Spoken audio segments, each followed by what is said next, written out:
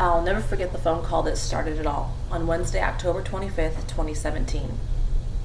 We had taken the kids to a fall family festival, the pumpkin patch, for fun. But that phone call changed everything. And the fact it's the reason I'm even in this class. It was a hysterical phone call from one of my sisters. My mom had only been given 3 days to live.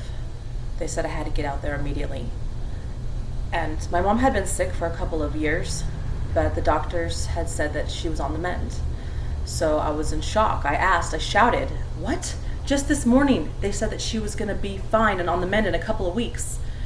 And my sisters didn't have an answer for me. So we left the pumpkin patch, and I called the airlines to change my flight to first thing the next morning. And I got there just in time. She never woke up. The doctors and hospital staff said they could still hear her, though, that she could still hear us.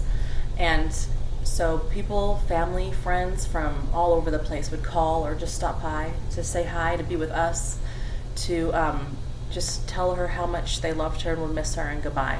If people called, we put the phone up to her ear. My mom died on Friday, October 27th, 2017 at 10:01 p.m. She was 56. Now, if you've never lost anyone close to you in your life, it's hard to describe grief. Everybody's different.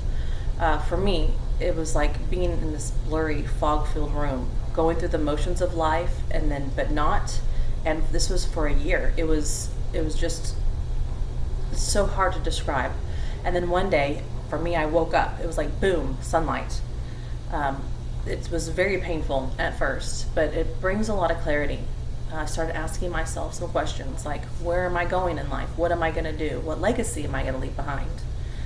I had originally started school 13 years ago for pre-nursing, but as sometimes happens, life gets in the way and school got put on hold for a variety of reasons. So my mom lived such a full life in the short amount of time that she had here on earth that I can do no less. Sometimes you don't realize the moment that will change your life forever.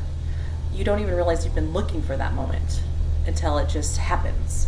But I'm finally back in school to finish my degree. Unfortunately for me, it took a traumatic event on October 25th, 2017. A traumatic phone call, I should say, and to get me off the sidelines of life. But would I have eventually gone back to school had I not been given such a drastic push? That's an excellent question. I would like to think I would have. So I refuse to let one more moment pass me by. I refuse to be on the sidelines of life. I'm jumping in. I want to live my life to the fullest every day. My moment is now.